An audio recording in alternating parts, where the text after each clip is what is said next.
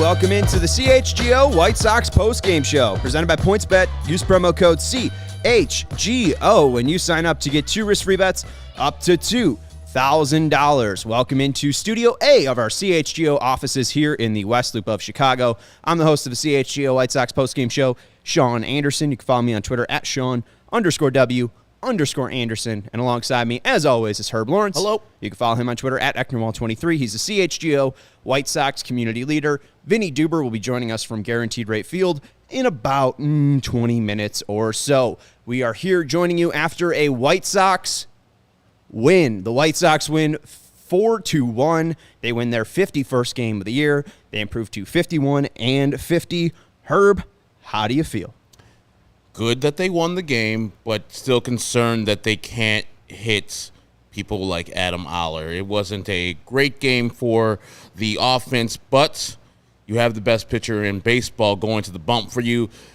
You're going to get a win more times than not, and Dylan Cease is still a beast. It's all good. Amen. Dylan Cease continues his tear, and let's talk about the good first. We'll go to Dylan Cease and his start. First off, let's get into the stuff that annoys us, or maybe not annoys us, but the discussion that is only left here is, should he pitched more? Pitches 6 innings today, and honestly, I thought he could have gone out for a 7th. I was surprised to see him get pulled and Joe Kelly come in. Dylan Cease went 6 innings today, giving up 1 earned run off of a solo home run. He allowed 4 hits, 1 walk, and 7 strikeouts. Oller, as you mentioned, surprisingly going 6 1/3, allowing 4 earned runs, 7 hits, no walks, and 6 Ks. But Dylan was dominant again. He did have that 1 solo homer, but what'd you see from Dylan? Saw just dominance again. He knows that his slider is untouchable if he gets it where he needs it to be. He featured that more, of course, again, more than his four-seam fastball. So he knows that the slider is bread and butter. It is the most effective and most deadly pitch in Major League Baseball this season. And we got some stats that we'll get and introduce to you a little bit later, but he's on a historic run right now in his last 12 starts. He's having one of the best 12-start increments in the history of the game. So enjoy what Dylan Cease is doing for the White Sox right now. If we didn't have him today, if this is Lucas Giolito, if this is Lance Lynn, hell, sometimes it might be Michael Kopech. This might be a loss. Luckily, we have number 84 out there throwing fucking like the best stuff in baseball. I just love watching him pitch. And so when the offense does struggle, you know that Dylan's only going to give up 1 earned run or less. That's what he's done in the last 12 starts. Well, and it's unbelievable. It's absolutely hilarious looking back at those 11 starts. Before the day, they were showing these stats, how he compared to Bob Gibson. In his last 11 starts, he allowed 3 earned runs. And I think since the counting of earned runs back in 1913, those are the only 2 players to have 11 starts with 3 earned runs or less in those starts. And you look back at now the past 12 starts for Dylan Cease, the White Sox are 10-2 in those starts, and the games they lost, the one game where it was the Max Muncy game where we called for Tony La Russa's firing, that's how bad it was. And the other game was a 2-1 loss to the Detroit Tigers. Not shockingly, at Guaranteed Rate Field. The White Sox can't win at home. Outside of the 2 they won this one. But they also lost against Bo Brisky, the guy that, we were just like another Cy Young guy, a Cy Brisky. I mean, it's frustrating when you look back and see how good Dylan Cease has been. It just shows you how bad the White Sox have been, because he's been 16-5. The White Sox are 16-5 in Dylan Cease's starts now. That's amazing for this 500 team. But also the fact that he probably could be like 17-3. I mean, there are so many ways that you look back at his starts. He has been the most consistent player for the White Sox, and it's not even close. Yeah, and like you said, it's every time he went out, he gave not on the White Sox a chance to win. He dominated for the most part of those games. The Dodgers game, he didn't really have it, but those were because of errors that the White Sox had let the Dodgers in the door, and then they kicked it in with the Max Muncy home run. And then Bo Brisky not getting any, or Dylan Cease not getting any run support from his offense, right, while he goes out and gives 2 earned runs or 1 earned run to the damn Tigers. So, yes. And Alex Rude, yes, very fun time last night hanging out with Alex Rude, hanging out with Mansu Lee and the folks at 108, Jimmy Griswold or Jimmy Vinicky. Good times last night. But, yeah, Dylan Cease, whoever got a ticket today and got to see him dominate, you should savor that. It's going to be, we're looking back at history. We're like, man, you remember that Dylan Cease 2022? Like, Cub fans kind of look at like, man, you remember that Jake Arrieta 2015? That was historic. That's what we're going to be looking back at. Right, and funny enough, Shane Reardon, our former coworker at 670 Score, tweeted out, like, have any All-Stars or have any Cy Youngs not been named to that year's All-Star game? And I'm like, Shane, where you been? You had to go all the way back to last year. Yes. Robbie Ray. But Rick Porcello, Jake Arrieta, you mentioned it, Robbie Ray.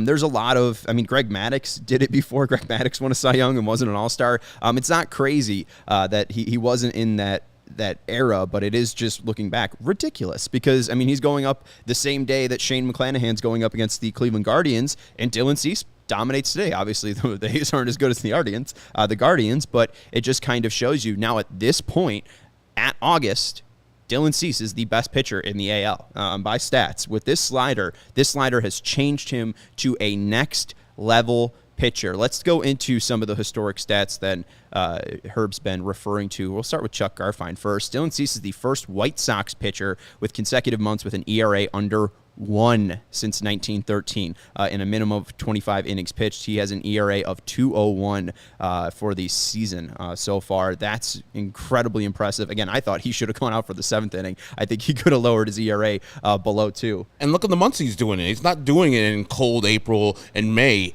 He's doing this in June and July. Warm. The ball has been jumping, especially at guaranteed rate for the opponents. And Dylan Cease is like, I'm not having any of that. Y'all is going to be subject to my whim right here. The slider's going to go. If you can hit it, cool. Tip the cap. If you can't, you're going to be part of all the rest of the MLB players who can't hit my slider. Cool. Sit your ass down. And when we see teams go up against Dylan for the first time now, since he's introduced this slider as much as he has, teams just really can't hit him. Laureano on an 0-0 count took him deep. That was a great swing. It was a great pitch. It wasn't even in the zone. Guy turned on a fastball. He was looking fastball, got a fastball on a fastball count, and made it count. But outside of that, Dylan Cease has not been beaten. This isn't the Dylan Cease that's getting beat by walks left and right. And yes, this is the Dylan Cease that leads the league in walks, but only 1 walk today. And that really hasn't been an issue over the past 12 games. When he allows base runners, he's able to get out of the jams, either because that slider is just missing so many bats, or he's just inducing weak contact. Average exit velocity today, 82 miles per hour off the bat. It's just incredible. Yeah, 2 hard hit balls. That home run by Laureano, and I think a single by Stephen Vogt. It's the game. 6 innings, 2 hard hit balls, 95 miles per hour or higher off of the bat. Like he said, Laureano ambushed him. He just was looking for fastball, and he got his bat into the zone and got the barrel extended and got a chance to hit a home run there. Tip the cap, and Dylan's like, good job. Right. Solo shot, that's all y'all getting.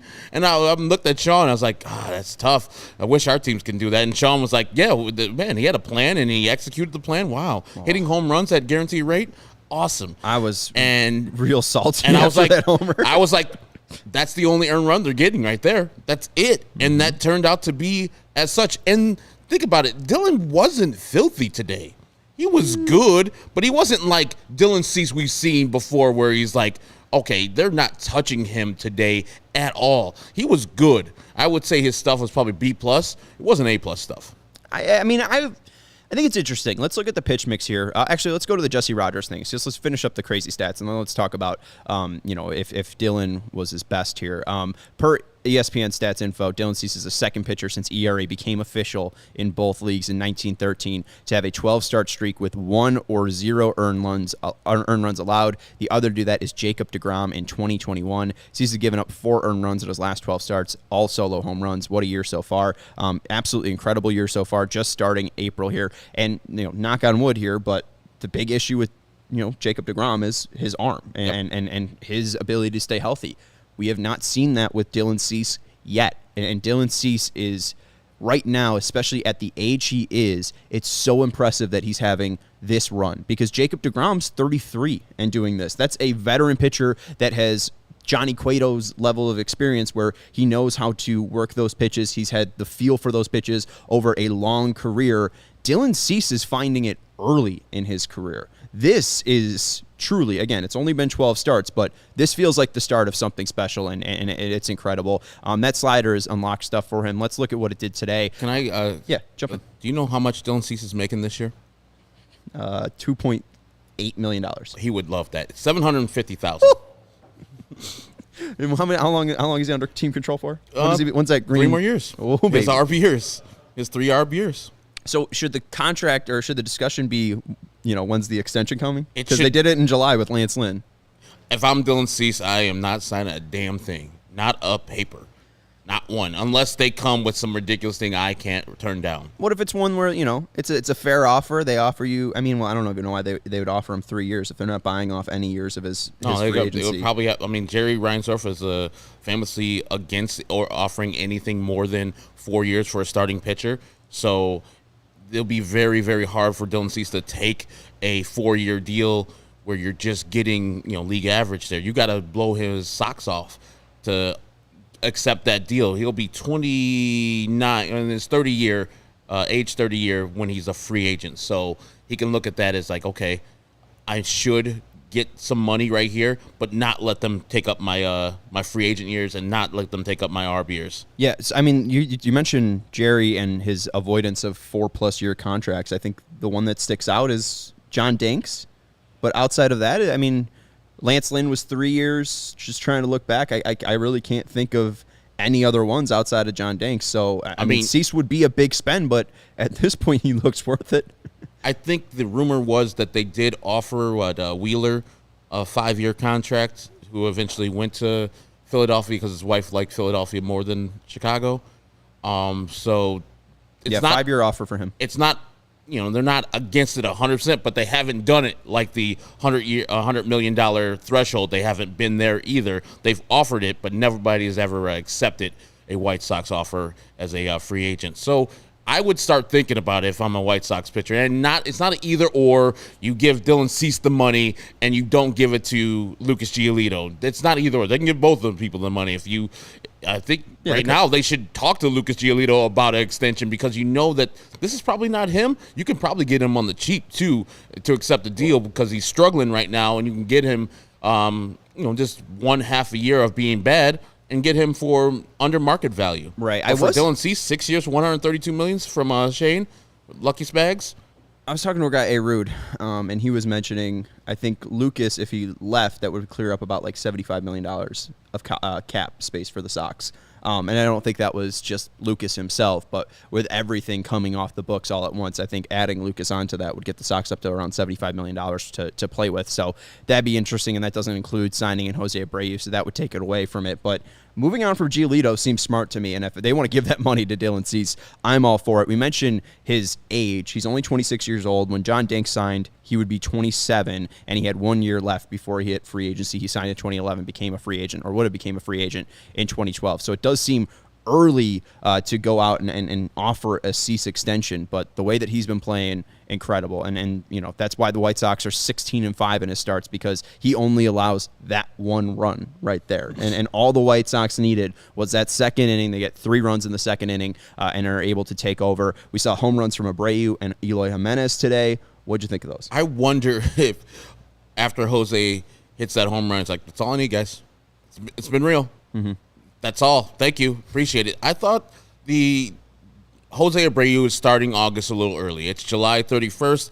He's famously great in the month of August, so he's just going to start off. And he hit the ball hard, like for the most part, every time he was up there. He got a couple of hits, the liner over to first baseman Seth Brown that he caught, but Jose's starting to hit the ball hard, along with your guy, Eloy Jimenez, who you've been saying, okay, he's coming, and he's driving the ball to right center, so you could definitely tell that Eloy Jimenez is coming, and he's hitting it really damn hard for mixed results. You know, people, and like Ozzy on the postgame, forget exit velocity. Like, exit velocity matters. Right. You're hitting the ball hard. That means you're seeing the ball well. You're getting it more on the barrel, and more times than not, you're going to get hits. So, yes, exit velocity matters, Ozzy. And Eloy Jimenez, right when that ball hit bat, I was like, that's gone. Because he had a couple warning track flyouts earlier in the game, and I was like, that one he centered up, got it on the barrel, and crushed it to right center. So, yes, we're starting to hit with those two guys. We need the full roster to go because Timmy was terrible today as far as the at-bats. They were just very incongruent. It wasn't natural Timmy. He got that one hit to right field. That was good, but he wasn't he wasn't seeing the ball correctly. And Andrew Vaughn, real ugly. Like, he was miffed by the strike zone of Laz Diaz, and I don't know if he let that enter into his mind, but because he was swinging at pitches that he rarely swings at, balls at his head, balls outside the zone, and he was lost today. I need better efforts and better execution from those two guys, especially if they're going to be at the top of the lineup. And we talk about this, too. First off, Josh, I'm pretty sure Vaughn can't win the Rookie of the Year. He played too many games last year, so Andrew Vaughn will not be Rookie of the Year this year. And even if he did, sorry about that. Julio Rodriguez. Yeah, Julio Rodriguez is going to probably take or that one away. I'm not thinking about right now. He just got hit. I saw it. He's on the IL now. He's on the IL. Wrist contusion. Still will. We'll see. But you mentioned Vaughn, max exit velocity today of 75.5. So, I mean, just kind of tells you there. He was late on a shit ton of fastballs today, swinging and missing. There was a couple that were up at his eyes and he was swinging at. It just did not make sense. It just tells you about the quality of contact. Vaughn's not making quality contact right now. He's not seeing the ball well. At best, he's just fouling pitches off. He saw 17 pitches today, which is all right in 4 at-bats. But you mentioned Tim. Tim still had 2 hard hits, and Tim got on base at least once, which was fine to see. But Eloy, what I want to go through, he only saw 6 pitches, but the whole 6 pitches kind of shows you his progression and where he's getting at. So the first pitch that he saw, or the first at-bat that he had, he ends up lining out, which is great to see. We love to see lineouts. You're hitting on a rope. Lineouts get down for hits easier. 92 miles per hour at an 18 launch angle, which is good to see. 18 degrees, going to get down for a hit. Right, that was the first at-bat that he had in the second inning. Next at-bat that he has against Aller, 103.7 off the bat, 34 launch degree angle, a little bit too high, yeah. Right? And he was going opposite field as well, going to right field, but he's still realizing what Aller's doing against him. He saw 5 pitches, and then the 6th one that he saw, Eloy Jimenez against Aller, took that cutter deep, and I mean, I basically said it before the game. I said it before the at-bat.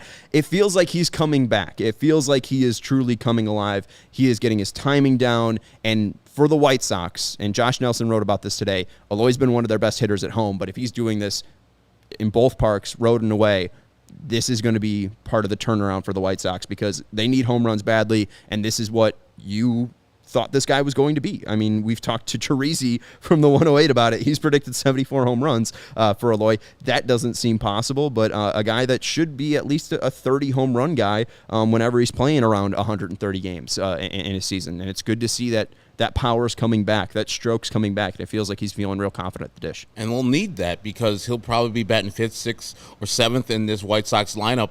So he'll need to provide that power in that middle to blast of the lineup.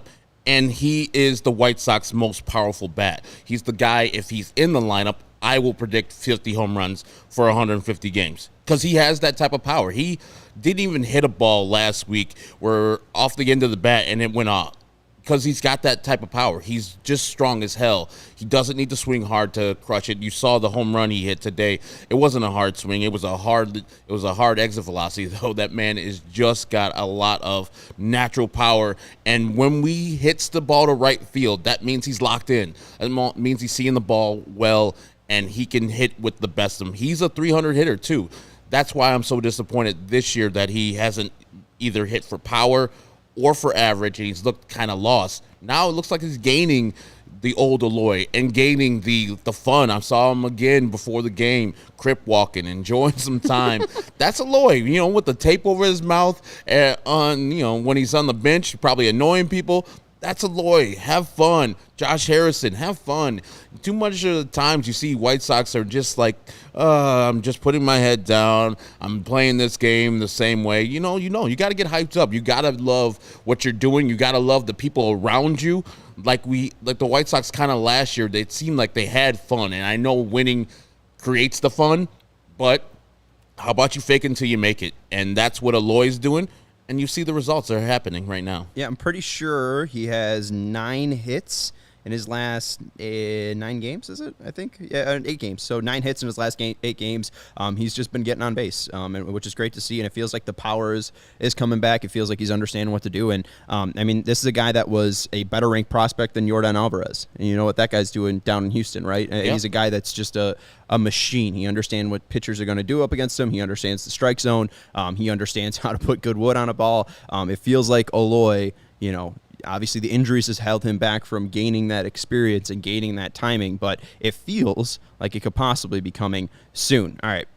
Not sure if we can bet on Eloy's power returning, but the best way to support CHGO is to download the PointsBet app and bet on your White Sox when you feel like they're going to pull out a win. Use the code CHGO when you sign up. If you do that right now, you get 2 risk-free bets up to $2,000. That's not it. If you make a $50 or more first-time deposit, you receive a free CHGO membership, which unlocks all of our web content, and you'll even get a free shirt of your choice from the CHGO locker. That's $2,000 in free bets, a free CHGO membership, and a free t-shirt from a CHGO locker, all for making more than a $50 first-time deposit at PointsBet. If you have questions, you can email pointsbet@allchgo.com, and we'll help you out. And PointsBet's your home for live and play betting, and it's just got even better. If you see an edge in the game you're watching, if your favorite team is primed for a comeback, don't just watch the game, bet along with it live. There's more live betting, more live markets, and faster live cash outs with the PointsBet app. So what are you waiting for? It's time to elevate your live betting game. Download the PointsBet app right now and use promo code CHGO when you sign up. And once the game starts, don't just bet. Live your bet life with PointsBet. If you or somebody you know has a gambling problem and wants help, call 1-800-GAMBLER for crisis counseling and referral services. And our next partner has a product I use literally almost every day when I don't forget it, and this helps me remember it as well. So I'm just doing myself a favor when I do remember it. But I started taking AG1s because they sent over the free trials when we started this whole CHGO thing on March 4th, and I have been using it when I remember it. I wanted better gut health when I started it. I wanted more energy. I wanted a better immune system, and Athletic Greens has helped me achieve that in my life. It doesn't taste super healthy as all, and it has a kind of mild tropical taste that I end up enjoying. With one delicious scoop of AG1s, you're absorbing 75 high-quality vitamins, minerals, whole food source superfoods, probiotics, and adaptogens to help you start your day right. Again, I feel like I've been less sick taking this stuff. I feel like I have more energy when I wake up. I feel like a different person when I take my Athletic Greens in the morning. It's lifestyle friendly, whether you eat keto, paleo, vegan, dairy-free, or gluten-free as well. And Athletic Greens has over 7,002 5-star reviews, the extra 2 coming from Herb and I. So right now it's time to reclaim your health and arm your immune system with convenient daily nutrition. It's just 1 scoop, a cup of water, and every day. That's it. No needs for millions of different pills and supplements to look out for your health. Herb likes to put it in a smoothie. You can put it in water. To make it easy, Athletic Greens is going to give you a free 1-year supply of immune-supporting vitamin D and 5 free travel packs with your first purchase. All you have to do is visit athleticgreens.com/CHGO Sox. Again, that's athleticgreens.com/CHGO SOX to take ownership over your health and pick up the ultimate daily nutritional insurance. Herb, I don't think there was any moments that really frustrated us today. I was frustrated with the White Sox hitting at times and their inability to hit Aller and maybe even draw a walk, which they weren't able to do against Aller. But outside of that, it was a pretty clean game defensively from what I remember. Pretty clean game base running. You did see Abreu get doubled up, but that was a pretty hard-hit liner by Gavin. There's nothing he could do there. Not too many complaints, I think. Like you alluded to right there, the fact that they didn't hit Aller harder. They did get hard hits off of him, but the execution of going against Aller, a pitcher who had never gone 6 innings in his career. He's had 11 starts before this one. This is his career high in starts in 6 1/3. His 6 strikeouts is his career high, where earlier it was 4. So usually when he does strike people out, he's also giving up walks. The last time he did, 2 times before that, he did strike out his career high in 4 before this. He walked 7. And the White Sox weren't doing that today.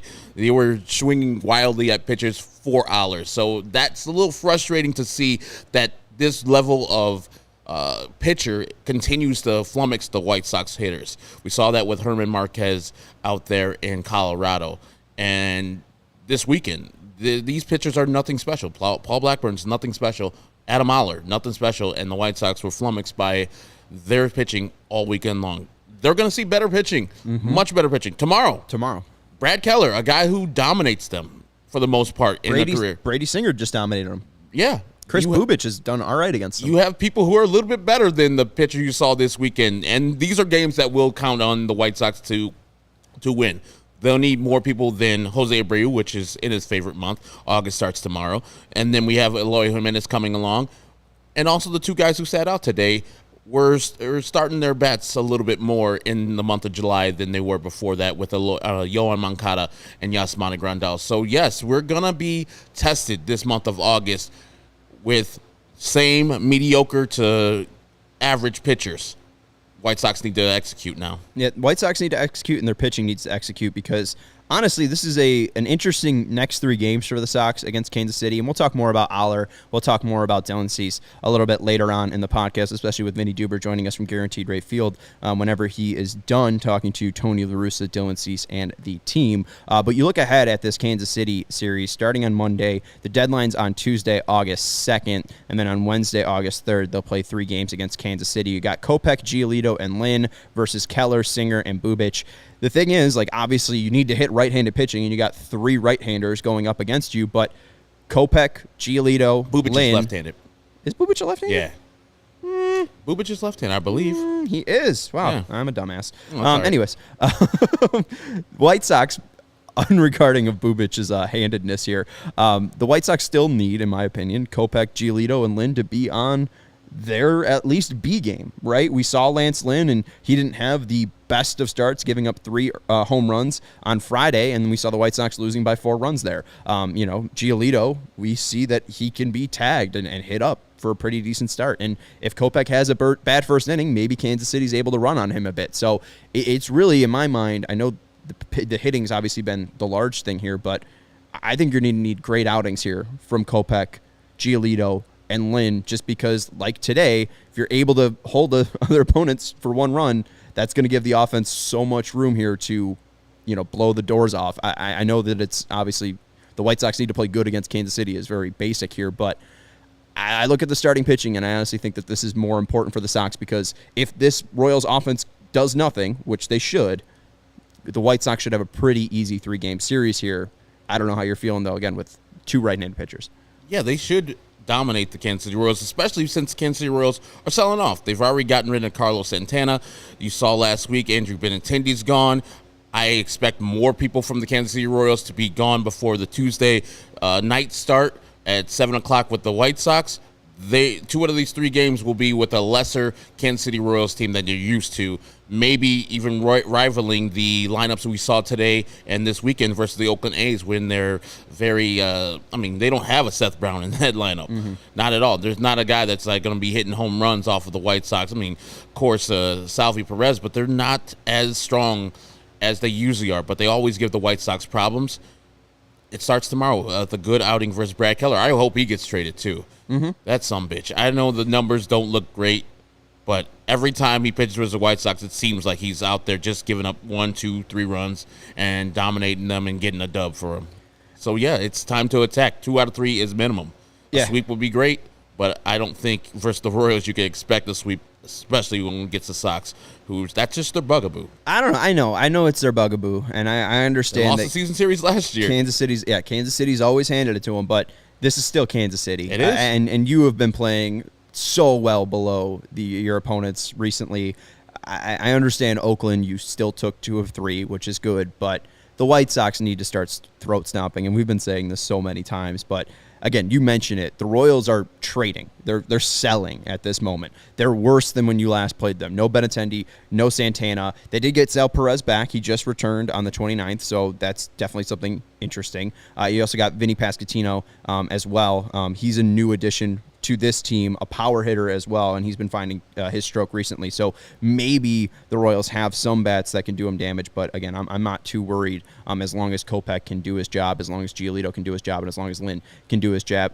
Shout out to Jaxo23 with the super chat in the comments. We got Kopech needs to go back to the bullpen, and White Sox need to get Frankie Montas or Whit Merrifield, and we need help in right field and a left-handed bat. All right, Herb, there's a lot to dissect there from Jack. So Kopech needs to go back to the bullpen. White Sox need to get Frankie Montas or Whit Merrifield. Whit Merrifield does play second base and doesn't pitch, so we still need to find another starter if they move Kopech to the bullpen and don't acquire Montas. But what are you thinking here? Kopech going to the bullpen doesn't seem likely. Nope. Montas seems too expensive to me. Merrifield's unvaccinated. I mean, I don't think they'll hold that against Whit Merrifield. I just don't want Whit Merrifield because I don't think he's going to be better than what the White Sox can throw out there at first or second base or right field. He's a good guy. You know, his back of the baseball card looks good. I don't think he's having a great year this year.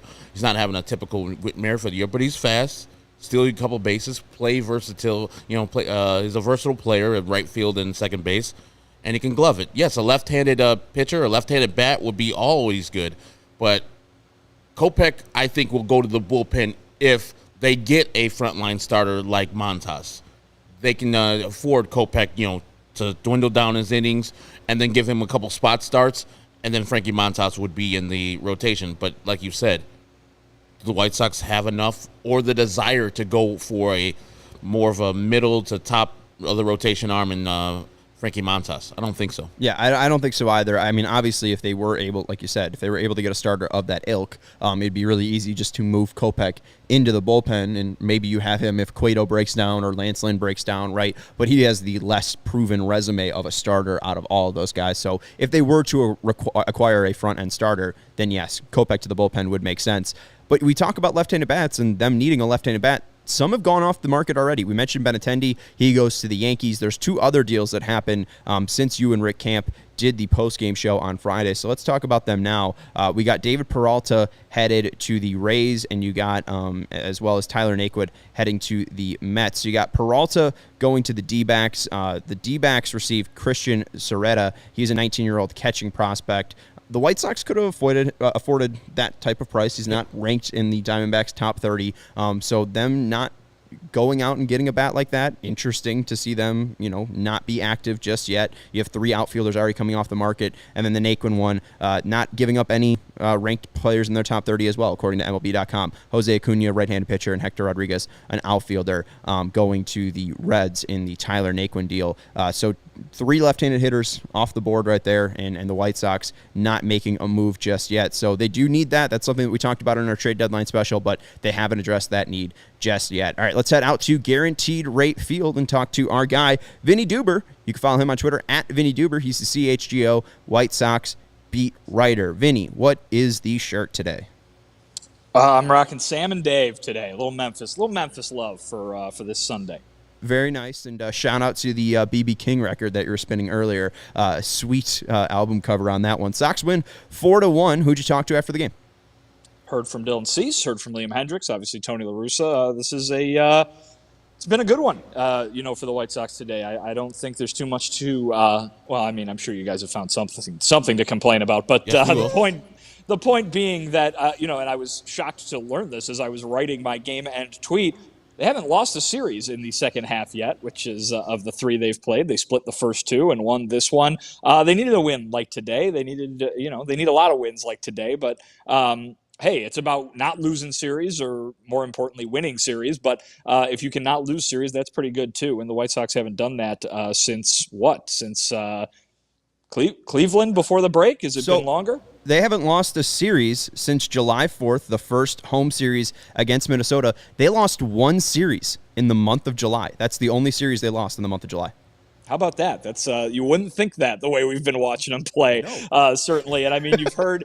I mean, seriously, we heard from Dylan Cease say, undoubtedly we've been playing better baseball of late, and I think that there's some nuance in that sentence from him. You know what I mean? I think it's been one of those things like maybe we've seen all year. They play good baseball and they win. They play bad baseball and they lose. They do it about an equal amount of the time. But certainly they're playing better baseball more often over the last month or 2 months than they were over the first 2 months of the season. So listen, today the talk post-game was all about this is the last day of July. Tomorrow August starts. You got your final 2 months of the regular season coming up. The White Sox obviously not in the position position that they thought that they would be in. They know what lies ahead of them. They got to win. They got to beat out these two teams that they're in a division race with.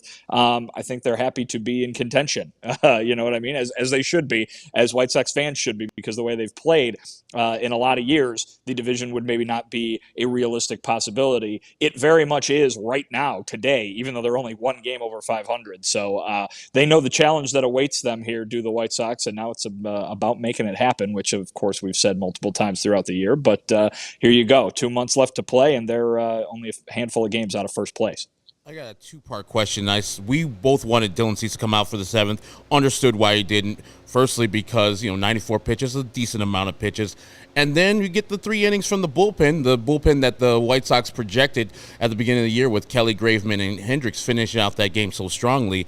Firstly, did either Tony or Dylan speak about that coming back out for the 7th inning, if he felt like he was ready to go? And then secondly, the bullpen pitching so well and like they planned it to. Yeah, I mean, I think this is the ideal situation here. If you've got your bullpen clicking on all cylinders, is to send Joe Kelly, Kendall Graveman, and Liam Hendricks, 3 experienced dudes out there who know how to get outs late in games, and have them shut down the other side, which is what happened today. We saw a walk from Kelly to start things off, but immediately erased on that double play, and then Liam gave up the 2-out double there, which proved to be a non-factor once he got the final out of the game. So. It was about as, you don't want to say as flawless as possible. I'm sure that walk was not what Joe Kelly wanted to do, but pretty flawless in terms of the bullpen effort today. And that's exactly how Rick Hahn drew it up when, he spent the money that he did on those 2 experienced arms in the offseason. As far as Dylan, he wanted to go more than 6, and Tony said that's a good sign, right? That when you've got the pitcher arguing to go out there, he was dominant again. This is what we're used to seeing from him. He's made it routine. I mean, what is it? I mean, something ridiculous like four earned runs in his last 12 starts or something like that. I mean, come on. This is as elite as a pitcher, elite of a stretch that we've seen from a pitcher in a White Sox uniform in a long, long time. That includes Lucas Giolito the year he was an all-star. So, and Lance Lynn, that for that matter, last year when he was the 3rd place finisher in the Cy Young Award. So Dylan Cease is doing something that the South Side has not seen in a while, and that's obviously a huge plus for them. He's clicking. He's liking it, and it's all very matter of fact for Dylan Cease, who's all about going out there and executing his pitches. That's what he's doing. Yeah, I mean, clearly it's the slider that's working for him.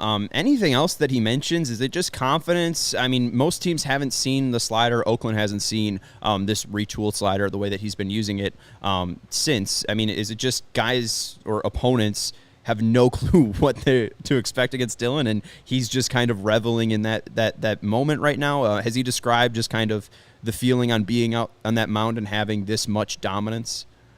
I mean, I think we've talked about it before. I mean, when the light goes on for these guys, sometimes it just stays on. And I think that's really what's happened with Dylan, is we've seen him kind of evolve into this caliber of a starting pitcher. What Tony La Russa said with us, I thought was, a pretty compliment in terms of how good Dylan is right now. Said he's finding ways to do this in a multitude of ways. It's not just he's going to throw one pitch over and over and over again and nobody can hit it. I mean, there are days we've seen when he hasn't had his best stuff, when he hasn't been piling up the strikeouts, and he's found a way to win. Obviously, this was the Oakland A's, who are not a team that have given a lot of opposing pitchers fits this year. So certainly you would expect a result like this from Dylan Cease today. But he's really done it all, and I think he's got some other pitches in that arsenal that are working for him as well.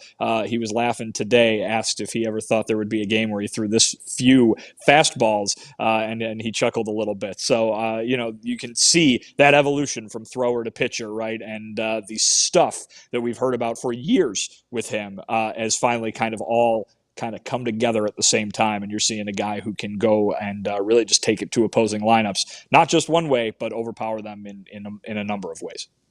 Dylan, talk about the rest he's gotten, because it's Sunday to Sunday, and then before that was another Sunday start. The actual 7 days between your starts, and he looks out there. He looks fresh. He looks free. He doesn't walk anybody anymore. Did he talk about the extra rest he's gotten in this month of July?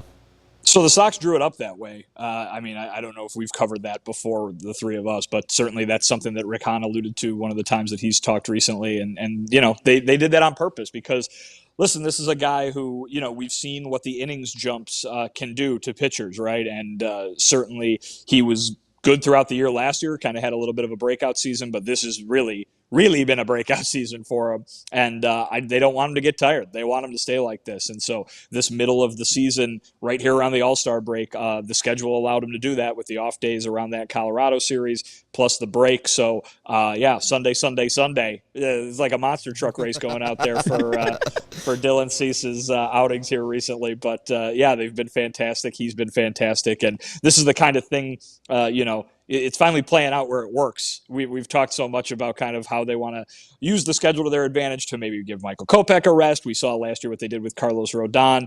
They've got reasons for doing this, and you can point to Dylan Cease as one of the payoffs of such a strategy, because here we go into August and September, and it's not going to be so luxurious in terms of getting days off. Yeah, it's interesting just with Cease, just because it really feels like it's leading up to something truly special with him. He just won Pitcher of the Month in June. He's got, again, ERA below 1 in the month of July. I don't know if you could add some to this, but what would back-to-back Pitcher of the Month awards mean to Dylan? And do we think it's possible? I mean, it feels like it's possible, at least, having an ERA under 1 in July. Sure, I think it's nice. We talked about how he really kind of wanted that all-star nod, and I think so. These guys are obviously thinking about something like that. Pitcher of the Month, I'm not sure if that ranks as high as going to the All-Star game in terms of individual honors, but listen, I think the idea is that there are far greater honors to be had at the end of the season if he continues to do his job. I just asked him, what does it feel like to be able to contribute the way you have to a team that really needs wins, you know what I mean? A team that really needs you to contribute that way. And he basically said that, he's trying to be this guy. He's always wanted to be this kind of pitcher, to be the guy that can be depended on and counted on in these situations. He's done it. He's been that guy so far. And so I think he's hoping that can pay off with a division championship for this team, and that can pay off with a trip to the playoffs for this team. Remember, he just got to pitch in the playoffs for the first time last year. A short outing, like all of the starters had in that Houston series. I think he'd like to be the guy to get the ball and maybe give them 5 or 6 this time around if they were so fortunate to make the postseason. And also, there's that whole Cy Young thing that he might be in the running for too. It was good to see the White Sox actually hit the ball over the fence. It's what they do the best, especially Eloy Jimenez hitting that ball to right center field. Tony, talk about just the positive things I'm seeing, Sean's seeing. Of course, you're probably seeing that too from Eloy Jimenez. And, of course, August Abreu's coming a day before August even starts. It's good to see, Vinny. Yes, of course. Jose, I posted a picture of Dylan with the Randy Moss jersey. They give out 2, one for the pitcher, one for the player. Jose got the players, position players version of the Randy Moss jersey today, just so, we're all the bases are covered there. Are they both purple? Yeah, they're both purple. They're both the home jersey, yeah. Can we cover the base of why, again, Randy Moss? We figured this out? I think someone found it and thought it was cool. They said they found 2 of them and thought it was cool. Well, I think once they had one, they were like, we probably should have 2. So it's not just, the starting pitcher getting it every day or something like that. So, but yeah, no, listen, Jose Abreu is Jose Abreu, and he's going to do that again throughout the next month, I'm sure. There's rarely been a safer bet in whether it's White Sox history or maybe even baseball history than Jose Abreu doing his thing at the plate. And you're probably going to see that. Obviously, you saw it today. Eloy Jimenez has been a different story, right? Because of the amount of time that he's missed due to injury. But people know what he's capable of. And Tony La Russa talked about it today. People who watched his entire 2019 season, watched his entire 2020 season, even though it was, a short one. But he got the Silver Slugger at the end of that 2020 season. I mean, we know what Eloy Jimenez can do. It's just been about getting him out there and being able to do it. He's out there. And now he's going to try to do it. I mean, we've seen some really positive signs from him here in the second half of the season in terms of hitting the ball a long way. That's what he can contribute. That's what he can help with the most. Who knows if they're going to be able to bring in any power here at the trade deadline. So the biggest injection of power into the lineup might be Eloy Jimenez, Yasmani Grandal, and whenever Luis Robert comes back, Luis Robert. So, gee, that kind of sounds like what we were talking about at this time last year, doesn't it? But, It's true. We were talking about it for a reason, and it's true. If Eloy turns it on, if Jose does a little bit more, if Yasmani can turn it on, Luis comes back, you're talking about a much different looking lineup than we saw for the vast majority of the first 4 months of this season. Not just because of availability, but because of the way that those guys were all performing. If they can not only be healthy, but then be themselves in terms of a production standpoint, you got a vastly different White Sox lineup, and you got a team that looks capable of contending for that division title, which obviously they are currently. So any more power certainly would help dramatically, considering they have been short on it throughout the year. Robert ended up coming back last year on August 9th, and in those 43 games, he had 25 extra base hits. I think the White Sox would love that, so hopefully you're right. And it does feel like Eloy is definitely finding his timing at the plate. We did see him removed in the 7th inning for defensive positioning. They moved Pollock over to left field, Engel in center. Did Tony talk a little bit more about what their plan is with Eloy in the outfield ever since we saw him catch that one fly ball in Cleveland and then come up a little bit lame? Have we talked about what the plan is for him in the outfield? Yeah, I think you're seeing it in action, and I think it played out pretty similarly, if memory serves, last year after Eloy came back too. They're going to use that DH spot to put those two guys, Eloy and Yasmani, when they don't think they want them out there in the field. And that's not a question of want, more so, certainly with Grandall, it's a question of, can he catch as much as he can with what's going on with his legs and his back all this season. And with Eloy, his leg is the thing, right? His leg is what kept him out for all that time. You got to run around to play left field. Is he going to be strong enough to do that, I think, or not sore enough to do that on a daily basis? Maybe not. And that's why you use that DH position to your advantage if you're Tony La Russa and the White Sox. But there's a lot of guys, obviously, that the White Sox can stick at that DH position. So it's going to be a rotating cast of characters, I would imagine, unless there's some sort of move that we do not foresee here in the next couple of days that would change that calculus at all. Seby Zavala is making that backup catcher job his own because he's not only catching the ball correctly, he's blocking some of those sliders in the dirt perfectly. And then the couple of bats he had, the 18th pitch at bats, his first two up, it was just a masterpiece. He's doing a great job, and I never thought that Seby Zavala would be the hitter that he is this year. Did Tony or anybody speak about how great he's been improved since last year, where that 3 home run game was pretty much the highlight? He's been really good. And yeah, you're right. Not only was that the highlight, it was pretty much the only thing we saw from him offensively last year. The numbers were just woeful. But he's got numbers that are completely the opposite this time around, and it's very much enough to keep him on this roster. In my opinion, if they were to be forced into a situation where they could only keep 2 of the catchers, I think it's pretty obvious who you would take at this point. No offense to Reese McGuire, who's, I think, done what they've wanted him to do from a defensive standpoint, from a handling the pitching staff standpoint. But you need to hit right now. I asked Liam Hendriks stood up today after the game and talked about what's ahead of them, the 2 months. This is the challenge. This is the time. This would be a good time for them to turn it on. And I said, okay, well, how do you do that, right? You guys know what you're doing. How do you accomplish what you want to accomplish?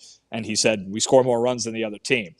So a nice little sassy response from Liam, but also true. And if you're going to do that, the guys who are hitting for you are going to be the ones that are going to help you out there. Right now, Grandal, obviously, we know what he can do from an offensive standpoint. Seby has been doing it. Reese has not over the course of the season. I think that's pretty clear from the numbers. You got to keep the guy who's shown that he can hit. Seby, the crab. So there you go.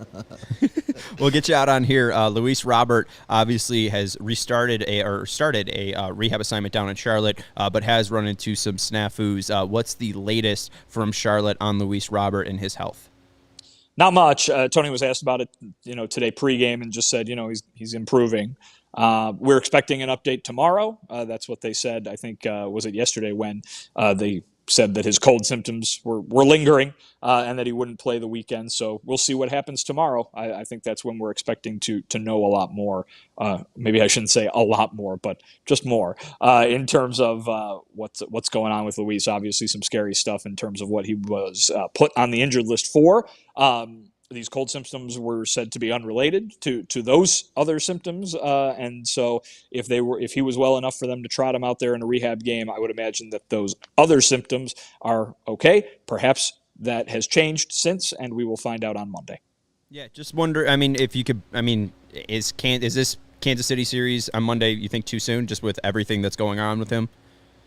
I mean, I wouldn't rule it out completely, but I think the idea is that you would want to see him get a few games under his belt to make sure not only that, you got that timing at the plate issue when you've had a little bit of a layoff, but more importantly, can he go out to center field and see the ball?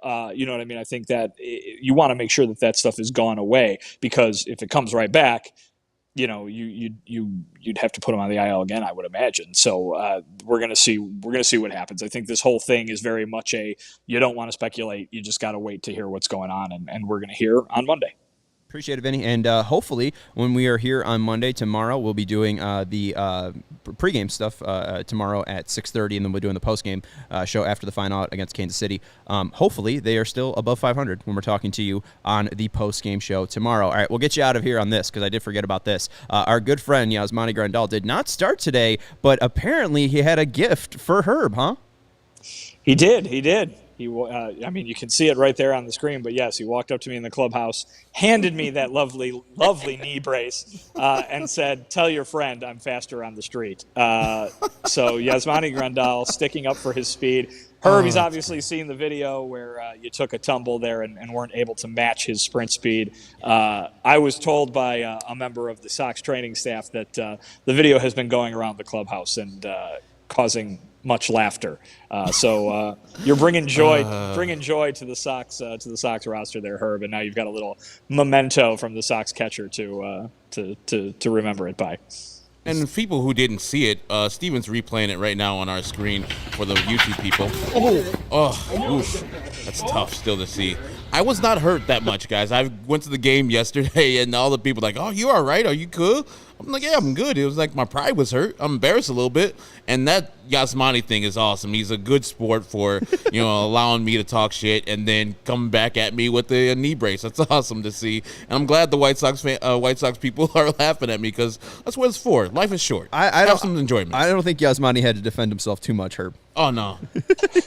Once I get my hamstring back, Yasmani, I'm coming for you. Watch out. See, no, I'm not. There were laughs. There were some laughs because people thought that Yaz was giving it to me, because I have been limping around because I suffered a similar tumble to Herb just one day later playing softball on Thursday night. So I've been limping around myself. So the CHGO White Sox crew is just incapable of staying on their feet. All right. So, well, I mean, obviously you're out for tomorrow's softball game, but you're playing with other softball teams? I mean, I haven't seen you out there at the CHGO team. He's been out there. Has he? Yeah. Oh, okay, my bad. That's on me. Times. I've only been out once. That's on me. Listen, when the wife calls you into substitute duty for her softball team, you can't say no. Unfortunately, now I'm being forced into saying no because I've got a road rash on my leg the size of a sheet of paper. So, woof. You all right though? Okay. Limping around a bit because the brace and the knee, the bending the knee with the brace or with the bandage on and everything is causing discomfort. It's an embarrassing, stupid injury, so I don't want to dwell on it too much. But it'll get better. It's improving. I'm improving day to day. Good to hear. And our free agents improving as well. So when you talk to Rick on Tuesday, pre or post trade deadline, just let him know the trade deadline's over, but he can still sign Herb if he wants to. I can't obviously hit or run or field. I'm not your White Sox. Yeah, but you got confidence, baby. And I get hurt too, man. All right, Vinny, thank you for joining us for Guaranteed Rate Field. You can follow Vinny on Twitter at Vinnie Duber. He's the CHGO White Sox beat writer. Appreciate Vinny, and heal up that road rash you got. Thank you. We'll talk to you guys tomorrow. Appreciate it. Again, follow Vinny on Twitter at Vinnie Duber. He's the CHGO White Sox beat writer. And let's get to our super chat from our guy Jaxo. It's a $4.99 one. Shout out to Jaxo for rolling it in here. I think Cease will win the Cy Young, and Hahn will make a big splash at the trade deadline. Also, can we catch the Twins if we win a ton? If they win a ton, they'll definitely catch the Twins. We talked about it. We think that it's setting up for a prime matchup for the Sox and Twins in the final 9 games of the season. The Sox and Twins play each other 6 times in the last 9 games. I think Cease is putting himself in that contention. We'll talk about how he did it today, but I really don't think teams that haven't seen his slider are going to be able to have success against him. So I think Cy Young is definitely in Dylan Cease's future, at least top 3 right now. And if you go to the PointsBet app right now, I'm not sure where he is, but if he is anything outside of the top 3 in Cy Young odds, go and take that right now. The best way to support CHGO is to download the PointsBet app and use code CHGO when you sign up. If you do that right now, you get 2 risk-free bets up to $2,000. That's not it. If you make a $50 or more first-time deposit, you receive a free CHGO membership, which unlocks all of our web content, and you'll even get a free shirt of your choice from the CHGO locker. That's $2,000 in free bets, a free CHGO membership, and a free t-shirt from the CHGO locker, all for making more than a $50 first-time deposit at PointsBet. And in case you missed it, online sign-up is available in Illinois. You can download the PointsBet app right now and register your account from start to finish, all from your phone. You'll be signing up with the fastest sportsbook, easier than ever, so you can start living your bet life in seconds. So what are you waiting for? Once the game starts, don't just bet. Live your bet life with PointsBet. Gambling problem, call 1-800-522-4700. And let's go to the idea of Jack So bringing up big deals here. Do you think that Rick Hahn will make a big deal here? We talked about this a little bit on the trade deadline. I don't think it's going to happen just because I don't think the Sox have those prospects to deal from, but maybe they surprise us. No, I don't think they have a big deal in them. I don't know if they even have minor deals. They might just say, hey, we're getting Luis Robert back. Hey, we're getting good Eloy back. We're getting Yasmani and Yohan back. Those are as good as deadline acquisitions you're going to see on the market right now. So, yeah, I mean, if he could see that the team is underperforming and that, hey, we're going to be good on the other side of this, I would be mad that he just stand pat, because it's not about winning the AL Central. It's about competing for a World Series, and they're nowhere near that. So I can see him doing that, and I'll be mad on Tuesday when we do the show and if they don't have a deal there. Because who did they replace? Like which Major League Baseball player did they replace on this team to give another player who's on a different team more starting time? Like, right field is a glaring weakness right there, but who are they going to trade away to get a solid right fielder? I see the Brandon Drury hit his 20th home run for the Cincinnati Reds this year. He can maybe play second base for us, but I like what Josh Harrison's been doing as of late. That's fine. I would like more of a starting pitcher, a little more depth for starting pitching, and then another lefty reliever or a left-handed power bat would be my druthers. And I don't think the White Sox have enough or the desire to get either of those 2 positions. So one interesting rumor that I heard, this one's from Cap of ESPN 1000. David Kaplan? David Kaplan. Oh, he mentioned the White Sox were in on a big reliever, a big high-leverage reliever, and it felt, I don't know if this is not what Mr. Cap said, but it felt like it possibly might have even been Josh Hadery. Oh. It feels like I really don't know what the White Sox are going to do this trade deadline. I'm going to be surprised, I feel, because it feels like they should have been in on Peralta. It feels like they should have been in on Benintendi. And I want to say Benetti. Benintendi. And it feels like they should have been in on Naquin, right? Mm-hmm. I think they were in on them, but they didn't end up making the deals. I don't know if they're going to go out and get a left-handed bat. It seems like they like Gavin Sheets a lot. It feels like they are definitely looking pitching. It feels like they might make a huge splash in the reliever market, which I will honestly be pissed off again. I don't really get the thought process. You just saw Joe Kelly, Kendall Graveman, and Liam Hendricks work. I feel like you need more of a guy that can pitch the 5th or 6th inning because they don't have that. Again, it's all for me about improving depth. I think Brandon Drury would be improving depth because he gets Leury Garcia off the team, right? That's improving depth. He can play third base, he can play second base, he can play shortstop, just like Leury Garcia. Leury Garcia isn't even hitting 20 homers in a season. Brandon Drury's already done that, right? That's improving the depth right there. I think improving the depth of Tanner Banks and stuff like that, that's where this team needs to get better. I feel like they're making too much of a splash. They're going to try to make too big of a splash, and I just don't think it's enough. I'm worried that this team is too reliant on their top-end talent, and I don't think that they can really be allowed to thrive unless the bottom end of this roster is being pushed up. But, hey, we see on Saturday, Gavin Sheets wins them a game. Eloy Jimenez, who's batting 6th, wins them a game tonight. You know, I don't know. Maybe I'm wrong. And to answer the second part of Jackson's super chat, the Minnesota Twins, I think, will be caught. Right now, currently, as we tape this episode, they are up 2-1 versus the San Diego Padres. Bottom of the 6th, with the Padres having runners at first and third, 1 out. So, yeah, they're going to be caught. I don't fear the Minnesota Twins as far as the White Sox.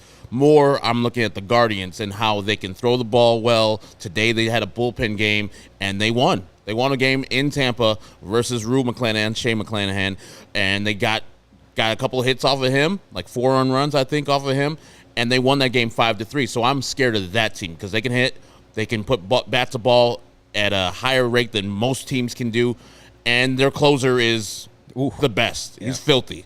Like Emmanuel Clase, whenever he comes in, I'm like, it's been real. It's been real good job by our team. I think we're going to lose this game. I'm not scared of Gregory Soto when he comes in for Detroit or whoever, Josh Stalmont and the Royals throw out there. Scott Barlow. Our guy. I'm not scared of that. I'm not scared of the Minnesota Twins closer. You're not scared of Gregory Soto, even though they might acquire him. Exactly. But whenever Clase comes in, I'm like, all right, it's been real. The Guardians got a good dub right there. So they have a team that is scary because they have all the ingredients, and if they ever wanted to just put a little bit more money in there, they can do it right now in this trade deadline and make this AL Central very, very competitive, and then run away from the White Sox and the Twins. But they have the talent. But there's rumors the team that's above the White Sox in the fucking standings, the team that's possibly 1.5 games back out, is still shopping some of their pitching. They're still apparently shopping Zach Plesac. So this isn't even a team that is going to be a buyer. The White Sox might be the most aggressive team in the AL Central from a buying standpoint, and they still might not win this AL Central. We have a tie ball game out there in San Diego. Yes. The great Jay Cronenworth got a single to drive in a run. We're 2-2 in the bottom of the 6th. So go Padres. The Sox win this game, the Cleveland Guardians will be 1 game back of the Minnesota Twins, and the White Sox will be 2 games back of the Minnesota Twins. So they have not lost a series, or they've lost one series Indeed, since the weird July. Minnesota Twins. But they're only 1 game above 500 with that. So and that tells you how bad the AL Central is. Mm-hmm. The White Sox are just been winning series, but only 1 game over 500. I mean, for the month of July, they're a couple games over 500. So they've done, this is another winning month for them. I think they're third of the 5. But, they're not hitting their stride where they're winning much more games than they lose. This is the month to do it. And still, Sox would be 35-45 if Dylan Cease wasn't on this roster. So, or if he wasn't making those starts. If you just take out Dylan Cease's starts, Sox are 35-45. So thank God Dylan Cease is on the team. Let's look at his pitch mix real quick, and let's just talk about Aller real quick. I forgot the guy's name because he's real bad. But Cease, let's go to the Cease one first. I'm sorry. Cease threw 63% sliders today. Vinny mentioned that a little bit. Just the fact that he is just going up there and he's just throwing whatever he feels like. And he's just got that confidence in his pitches. He's got confidence in his stuff. That fastball is really great, but when Ramon Laureano's just guessing on an 0 count that it's coming, why even throw it to him? Dylan Cease on a slider day, 28 swings, 12 whiffs. That's incredible. 43% whiff rate on his slider, throwing it 63% of the time. That just shows you how dominant that pitch is and why he is really being carried to this level. 6 called strikes on his slider as well, so 18 called strikes plus whiffs on his sliders alone. 31% called strikes plus whiff percent on his slider. Again, this is an elite pitch. This is an elite pitch. All these numbers say elite, elite, elite, elite, elite. These guys haven't seen this pitch. They don't know what game plan to have against Cease. Really feels like it's pointing towards Cy Young stuff. The curveball looked nice as well in spots as well, but it's just really about fastball command. He can be better. He only threw 61% strikes today. If that fastball is a little bit better, if he has that command just a little bit tighter, this might be 7 innings, 10 strikeouts, easy. I mean, like, he really had a fantastic game. If things are tweaked and if things are perfected, he's unhittable. I just want to know what pitcher throws almost 3 times as many sliders as fastballs. Like, that's just dumb. Like, if you do have that, and that's what I love about Dylan Cease, he doesn't just hold that slider back for a two-strike wipeout pitch. He uses it in any count, at any time, top, bottom. Mostly it's to a right-hander, it's on the outside corner in the dirt. But we saw a couple times with the slider, he left it up in the zone. I don't know on purpose or not, but whatever Dylan Cease does, I will say it was on purpose, and guys were swinging right through that thing. So, 3 times as much as using his slider than his fastball. It tells you a thing, and his fastball is 98+. I mean, that's just... Right. That's just dumb. It's just really dumb. And I love that Sebi's like, it's working. It's moving. They're not hitting it. No one can hit this. Let's keep on doing it. Well, slider. You know, some catchers and some pitchers are like, yeah, I want to save this. Or, hey, I haven't got paid. Maybe I'll save a little wear and tear on my elbow by not throwing as many sliders. He's like, fuck it, I'm out here. I'm pitching. Let's battle. Right. And, too, it's interesting just because, he had that stat that compared him to 2021 DeGrom. He doesn't have exactly the velocity that DeGrom has, but it is just interesting. DeGrom is so heavy on that fastball and slider. He gets it up to like 102 consistently. Cease gets it to around 98. DeGrom can get that slider up to like 92. Cease only gets it up to 89. So maybe that's where he saves a little bit of that health on the elbow, not throwing that fast, not being able to put all of it on there. So it is good to see that Dylan's able to be dominant. Breaking news. Way. Luke Voigt, RBI single. 3-2. Yes. San Diego Padres. Another note, this one's from Scott Merkin. Side note, Luis Robert was in the White Sox clubhouse postgame. I asked Vinny if he saw him. He said he did not, and it must have been while he was tweeting the Moss jersey pic. So we asked about Luis Robert, and he's on the south side. If he's here already, he's not going back to Charlotte. He feels well enough to play or to do something. I don't know if he's going to play on Monday, Tuesday, or Wednesday, but you're coming back up from Charlotte to be in the White Sox clubhouse tells me you're feeling good enough, and there's no reason to be in. Well, they were in Nashville, so it's a short trip there. So maybe he just comes up real quick to say what's up and bounce back out to wherever Charlotte's going. But I think that would be just not very efficient.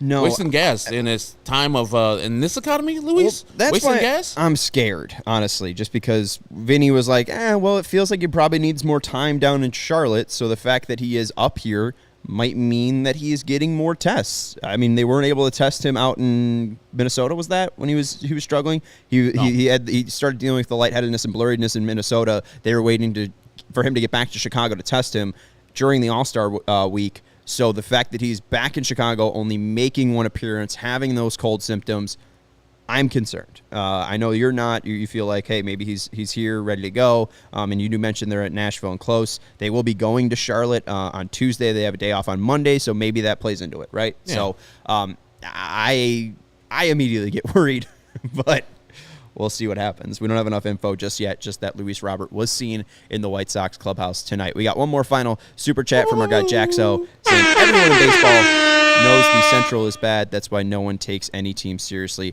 out of the Central, and that's why I don't take the White Sox seriously, because they're a joke of a franchise. 51-50, we sit here heading into August, where the White Sox are in third place of the joke of a Central, and Herb, we said August 12th, and you said August 22nd. Correct. So we'll see if it is a great 12 days for the White Sox here, if they have a good 22 days, or if it's another month where the White Sox are not able to take advantage of the weak schedule and jump up to first place. But we will see, and we will be here with you for the full run all the way to September and hopefully extending into later October. We never establish what the bet is, what is going to happen to the other person if they lose.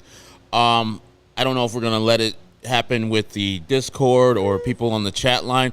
I had a suggestion, but, I think it'll be not that punitive. For me, if we shave our heads, it's not that punitive. Yeah. I wear hats all the time. I need to get a haircut.